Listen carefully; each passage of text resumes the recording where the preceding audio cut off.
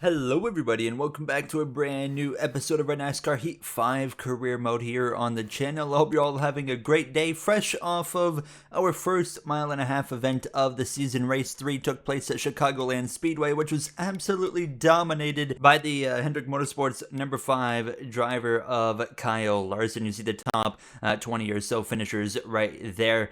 Disappointing for Joe Gibbs Racing. I mean, Gibbs got P3, but myself, Hamlin, we really struggled. Bell struggled, not even in the top 21, so it just wasn't a day of success for us. Now, Chicagoland never been a great track for me.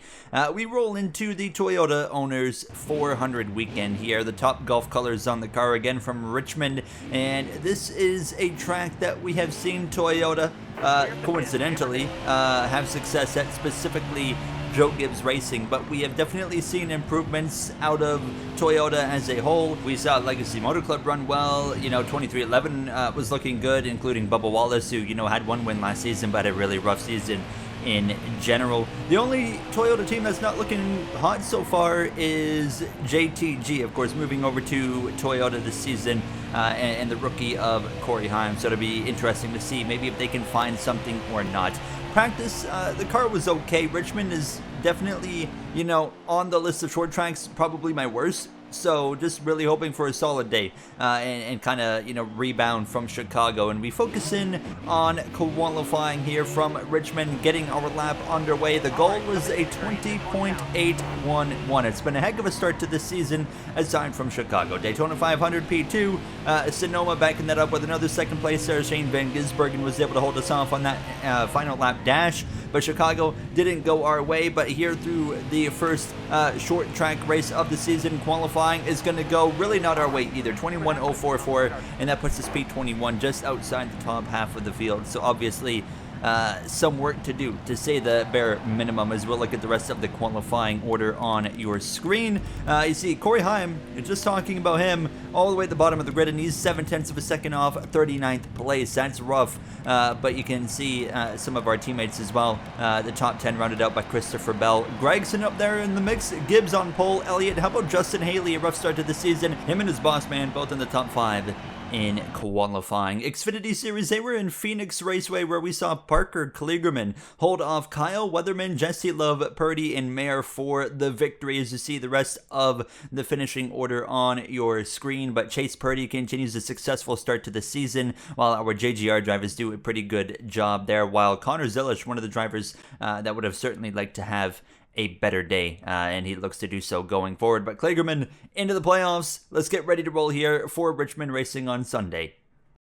3 races down, and now we head to a 4th different track type this season. Today we're short track racing in Richmond, a track with lots of history and character in a season where we've seen a shock 500 winner in Todd Gilliland, a road ringer SVG win in Sonoma, and the 1.5-mile dominance of Kyle Larson last week in Chicago. Who takes over the short tracks today? I have my eyes on the RFK Fords today, Mike. They look good in practice and qualifying. I think all 3 cars could contend to win this race. You're an idiot, Kevin. Watch out for that Denny Hamlin guy today, boys. No top 10s this year, and his last win came right here. He gets it done today. All right, mate. Chicago didn't go our way, but this is Toyota's track. Let's have a good race. Yeah, 10-4. Need a nice bounce back after last week. Let's make it happen.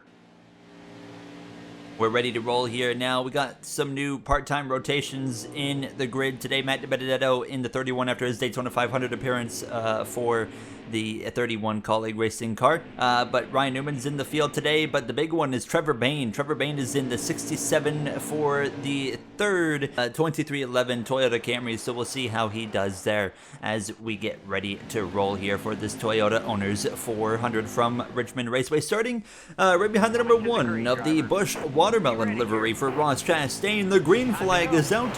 Our teammate of Ty Gibbs leads the field to the green flag here. I forgot to get replay cameras for the most part outside of potential cautions, so forgive me for that. You're going to not see them today, but they should be back. next episode. Now 3 wide already. Hocevar in the middle there between the 45 of Reddick and the 1 of Chastain. We know Ross Chastain not afraid to get aggressive and really too aggressive on lap 1 of this race, but it makes him some headway as now Kyle Larson in the same situation Hocevar was just in very brief there, but he gets sorted out in front of the 45 of Tyler Reddick. Out front right now it's Gibbs, but Elliott in the Coca-Cola machine has moved up into second place there, actually opening up the wheel a little bit too much on the exit of 2 into the side of the number 5, but he's all right into turn 3. We will now put the pressure to the inside of Chris Buescher. John Hunter Nemechek up here in the top 15 now in that Legacy Motor Club machine. I'm looking in my rear view mirror, noticing immediately that 23 of Bubba Wallace making some moves forward. He had a nice effort there in Chicago trying to rebound, or well, live up to that hype, I guess you could say, and bring it into Richmond as well and have another good run. 3 wide briefly here. How about Riley Herbst inside the top 15? Of course, moving to that front row motorsports team this season, trying to find some good runs after he's already got a bit of hype to live up to his teammate of Todd Gilliland, who's won the Daytona 500. You see me miss the apex in turn 1, but a great first 3 laps of racing. Look at the track map. We've already got a new leader. Ty Gibbs has moved up the track and has fallen backwards, and now Brad Kozlowski would take the lead of this race. We saw him qualify well. He's still looking for his first win in this NASCAR Heat 5 career mode. It hasn't happened yet. He's been close, but it just not worked out. We continue to make moves, passing Chastain again, the 17, the 2 of Austin Cindric, who's dropping back here as we come to the start of lap 7. Up ahead, you got Logano, Haley down to 9th place. In the background, Kyle Larson, the defending race winner from last episode in Chicago, goes around, and to the surprise of everyone, no caution. We're going to stay green a whole nother lap here as we go down into turn 1, and if you look in the track map, you can see him stopped in turn 2. Bell, a huge impact there. Christopher Bell slams into the back of the 5. Everyone's all over the place, and we still stay green. Where's the caution, man? He's in the middle of the racetrack. I have no idea what the they are doing up there. I mean, what the NASCAR? Where's the caution? I got damage. What kind of no caution call is that? I mean, what the You hear the radio reaction of our teammates. Bell, Hamlin, right there on the incident. Closest to involvement was, of course, Bell getting actually involved, but Hamlin was right there with him on the inside. We somehow still stay green. I mean, Larson would eventually get back to the pit lane. We passed Noah Gragson, and we've moved up into P9 in this only 16-lap stage. But I'm starting to struggle for grip. We're trying to focus back in at this point here. I mean, NASCAR decided not to throw a caution. I think they're going to have some answering to do on that one because it destroyed the front end of the 20. And obviously just a number 5 sitting in the middle of the racetrack with a wrecked car.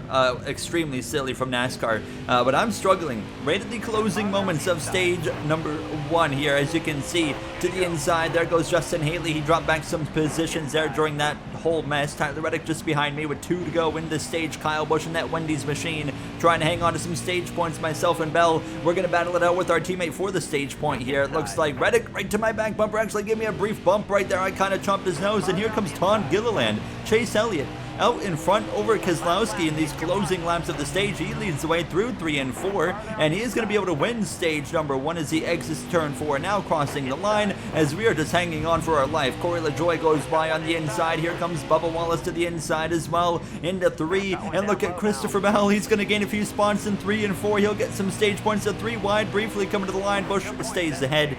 14th for us in stage 1. Definitely a little bit of work to do. Definitely needs to tighten up the car. That was kind of where I felt like we needed to go. Todd Gilliland getting a stage point right there. Front row motorsports looking fairly competitive here today, as you can see immediately. Some wedge adjustments, tightening up the car, going a little bit lower on the right side tire pressures as well, just to try and snug it up a little bit here going into stage number 2. So P14, not where we want to be. SVG down there in P32, Suarez 34th. Blaney, how about Ryan Blaney? Having a terrible run outside the top 30 here in Richmond. Things are not looking good for the Penske driver. We gain 3 spots in the pits. Hamlin loses 6 as we get ready to go back racing here for stage number 2. Stage 2, significantly longer than stage 1 by 21 whole laps. We got 37 laps of racing. Haley there on the inside. In front of us now, we're 3 wide briefly, and William Byron in the Valvoline colors to the lead of this race. And We talked about it last episode. Byron had speed in Chicago, but no one quite had the speed to match Kyle Larson. But Byron has been winless now for over a season, trying to find victory lane again after a consistent season 2 in the career mode. But like I said, no visits to victory lane. 3 wide again here. Gilliland on the outside is 2 dark horse Ford Mustangs there. You had Busher as well. RFK looking competitive today. Kozlowski, top 5 potential, but Kyle Busch to the inside of him, and Elliott would move into second place. So Elliott and second place stage 1 results there. Him and Kozlowski both dropping here in stage 2 as Bubba Wallace is able to get up my inside and pass us here. And a few laps later, lap 4, as we're now on the inside of that Powerade machine of Joey Logano. Look at my mirror. Corey LaJoie putting a lot of pressure on us as we complete the pass on the 2-time Cup champ of Logano from 2022, of course 2018 as well, and now again to the inside of Justin Haley here as we chase him back down. It obviously helps quite a bit when they do that right there. They run, 3-4 lanes too high, including my teammate right now of Ty Gibbs, who has found some pace here in these recent episodes. Now he's been so strong in Sonoma, Chicago as well, hasn't quite had enough to win yet, but showing again pace today. He's definitely, I would say, aside from my 2 back-to-back seconds, I think it's probably the 54 that's got the best pace of anybody here. Lap 8 though, here goes the 48 up my inside. I left the door open, and there he goes, LaJoie slipping through into P6. He had a top 10 in Chicago, and he's showing again some pace in that 48 now as we continue to fight with our teammate of Ty Gibbs, as we are going to clear him nearly at a turn 2. We'll slide up in front of him there, and here comes Ross Chastain following through. He's trying to rally back there after fading in the end of stage number 1, coming into stage 2. He's up my inside into turn 3 as I'm starting to struggle a little bit here on lap 11. Just not the pace I need or want in this number 19 Top Golf Toyota Camry here for Joe Gibbs Racing today. As now, in the background, the driver we just passed, Logano, goes around in 3 and 4, and Trevor Bayne's going to run into the side of him as well. The caution this time is going to come out, thank goodness. And I wasn't aware originally that Logano had brought out the caution, and I saw he was pitting, and I thought that was a strategy call that I felt appealed by, so I decided to follow through and do the same thing and put 4 tires on the car. My main reason wasn't because, exactly it was a strategy call, which I thought was cool, but the main reason for me was we were starting to fade down the order already when that caution had come out, so I felt like it was going to be a better option for me to pit and then run these final 20 laps on 4 fresh tires, because I think, honestly, if we can get through this traffic conveniently within, 5 or so laps, we'll have a better chance to get stage points than if we had stayed out on the track and restarted inside the top 10, because like I said, I was starting to fade backwards, and Richmond, when you start to fade backwards, there's no saving it. It's just hanging on and hoping for the best, basically. Now we're to the outside of Ryan Newman. Austin Hill there in the background as we continue down this back straightaway up to P30 now as we go down into turn 3. Sammy Smith for the Andretti Global Machine, of course, Rookie of the Year contender alongside one of the other Rookie of the Year contenders, the 21, and then he got one just behind us of Austin Hill, Shane Van Gisbergen, and of course the one rookie with a victory this season. 3 wide in the middle, Eric Jones, Legacy Motor Club, not having a great day, but we are struggling to get through this traffic so far. Right here, this was just nonsense for me. I should have backed out of it and got in line behind the 51. Instead, I tried to force the error, or force the issue, and go 3 wide, and I couldn't get to the inside, so I'm resorting to going 3 wide to the outside, and I put myself into the outside wall on a straightaway, so it was pretty ugly at this point in time. And yeah, I mean, we're not even inside the top 25, and there goes Joey Logano now past us, and we are still 3 wide on the outside. I was pretty frustrated at this point as we continue to try and find our way down to the bottom, and it just wasn't happening here as William Byron with 17 to go continues to lead the way in stage 2 into the back of the 42 right there, but they're 3 wide in front of us. Noah Gregson has been dropping here in stage 2 after running top 10 in stage number 1. We're seeing a lot of diversity in the running order here today. It seems like everybody kind of has, it's like the comers and goers kind of race now, so it's going to be really interesting to see how this plays out even throughout the final 15 laps of stage 2, of course, and all of stage 3 as well. Finally, into the top 25, passing the 21 of Zane Smith. So now we can try to focus forward, but we wasted so much time. Stage points are impossible to come by. As there's smoke up ahead, another issue there. That might be a caution here as we roll through turn number 4. And no, it's not a caution. This car blowing up right in front of everybody. It's Alex Bowman and the Ally Financial Colleague 16. He was having a top 20 run, and now it's going to be day over for Bowman. And no caution again from Nascar with the car blowing up in the middle of the racetrack. So what's going on with these caution calls? I've got no idea, man. It's the second time now. So, another no call right there. I mean, that one wasn't too egregious like the 5 was, but you can see that 67 in Trevor Bain. I don't know if he ran into the back of Bowman, but there's heavy damage on the front end. We'll pass the 31 of Matt DiBenedetto, now running P21, as he's going to be right behind us down this back straightaway into turn number 3. The 31 lays a bumper to us in the middle of 3, shoves us out of the groove as we exit turn 4, and now DiBenedetto retakes the position, but I'm not going to just let this Colleague car come in here and do that. We're going to sail him off into turn 1, the bump and run to us, now the bump and run to the 31. We continue on. I love it. Stand your ground here. Yeah, he's not going to do that.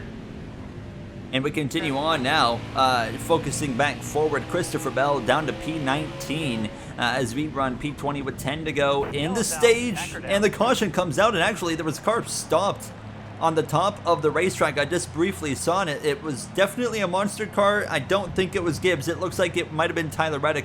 Everyone's pitting but myself and Logano.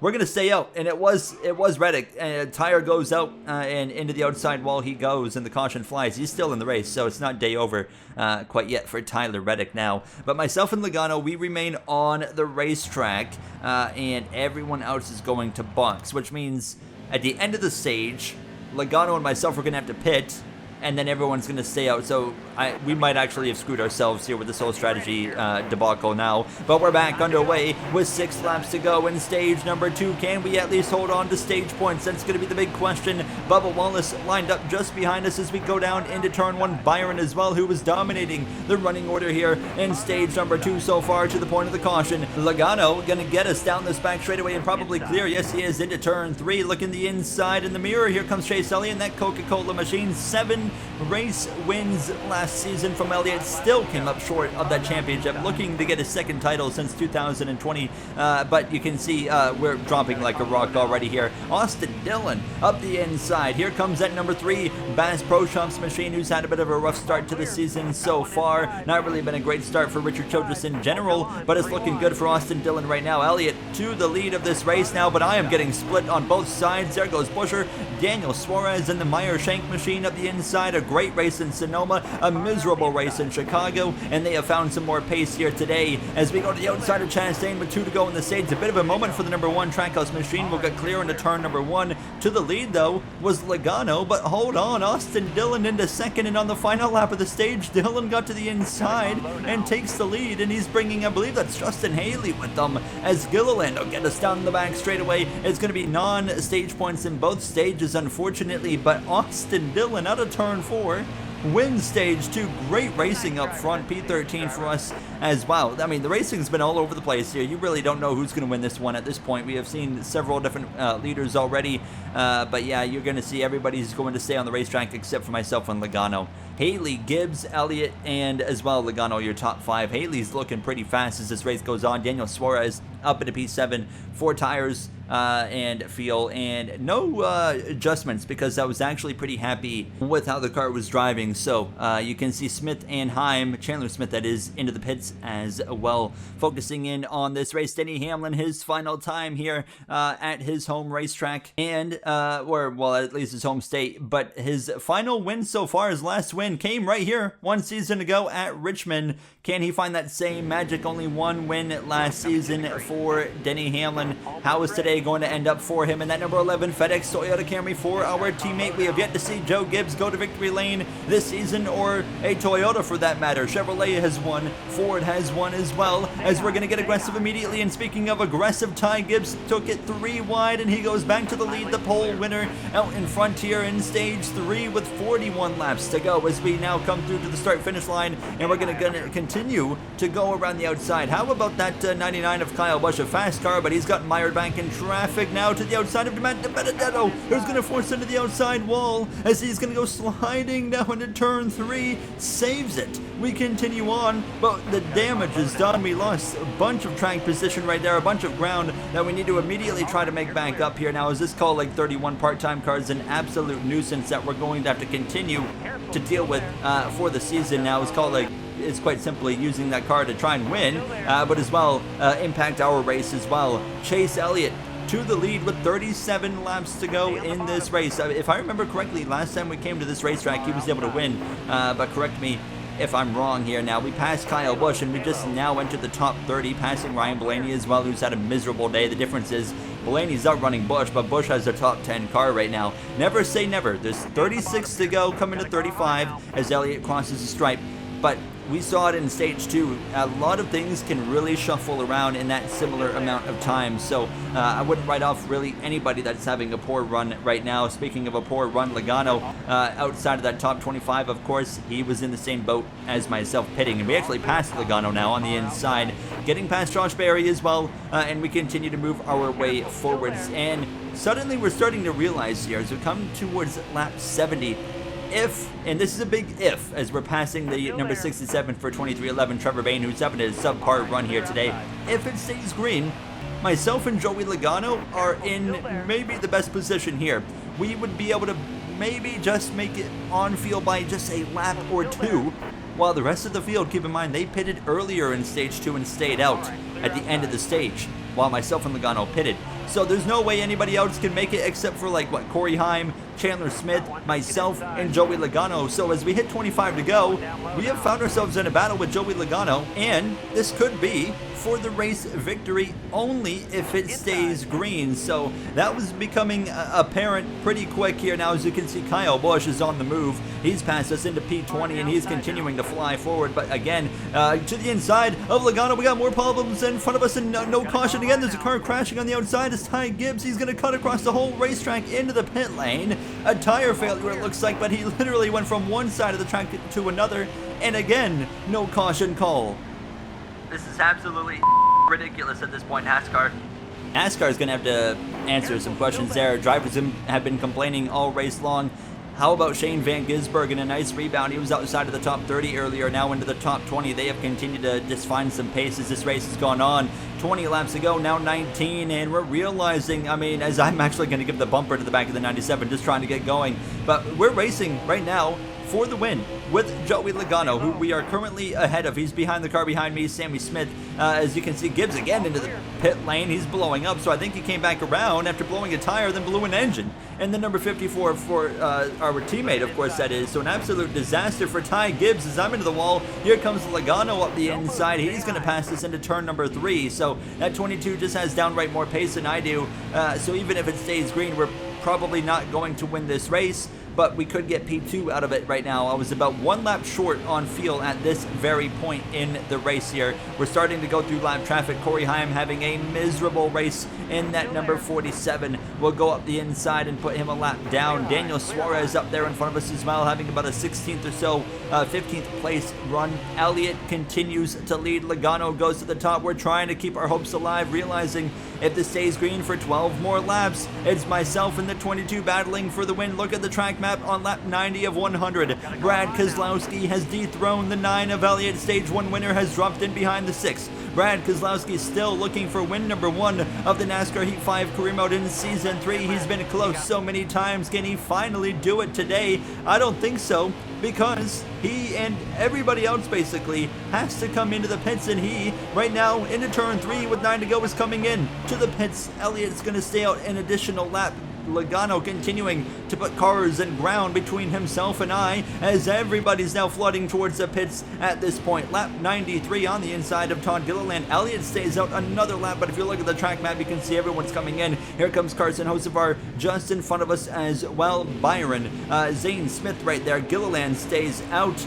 Will he come into the pits at the end of this next lap? Down through turn 1 and 2. Caution is out with 7 to go, and that's exactly what we did not want to see, because if we stay out right here, we're going to be destroyed. But a lot of the cars that currently are pitting, quote unquote, are on the pit lane right now, so they can service their cars So we are actually not going to end up gaining anything. And here's the reason for the caution. It's a colleague car, the 13 of Chandler Smith, rookie, blows the right front wheel and the caution flies. So we have no other option other than to pit at this point here. Logano decides to stay out, and to put it in for reference, he was not up front at this point in time, so you can actually see him from here, only about 5 rows in front of us. We're back racing here from Richmond now, and it's going to be a 3-lap dash, and Elliott is out in front. I'm not even sure who else is up there with him at this point now as we go down into turn 1. I can see from here the 17 of Chris Buescher lined up just behind him, maybe Ty Gibbs as well. We have a significant tire advantage at this point. We're going to try and put that, of course, to work here in these closing what'll be 2 laps to go. It's Tyler Reddick actually third in line on the inside, then behind him it's a 60 of Justin Haley. We know they've had speed. Reddick wrecked earlier, but actually into turn 1 Buescher went high and so did Elliott. So Reddick with 2 to go to the inside of the 9. We're 3 wide in the middle between Cindric and Trevor Bayne. We've re-entered the top 20, but through 3 and 4, new leader coming to the white flag.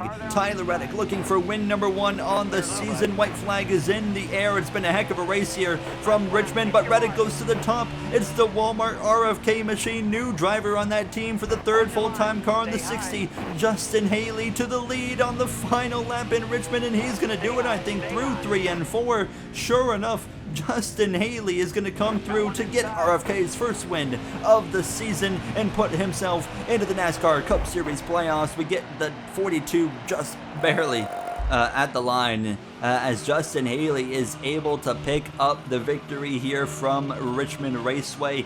And we'll take a look here at the finishing results for his, first win in forever. But Haley wins over Reddick. How about Corey LaJoie snuck into 3rd? Elliott 4th. Bell rebounds to 5th. Bubba Wallace, Hamlin up there in the top 10. SVG manages a 9th place result after a pretty rough day. We saw him get better as the race went on. Kyle Busch in the top 10 as well, as Busch has definitely so far been the best Trackhouse driver, which is surprising. You would think it'd be Chastain. You see the rest of the order there, of course.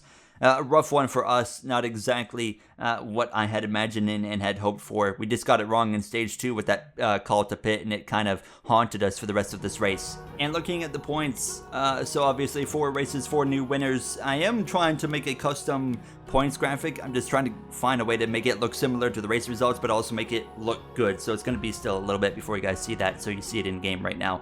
But yeah, in the next episode, we will be heading to WWT, which of course Gateway, going to be an interesting one as Elliott leads the regular season standings on the way into it. I'll see you guys in the next episode from Gateway. Thank you for watching and have yourselves a great day.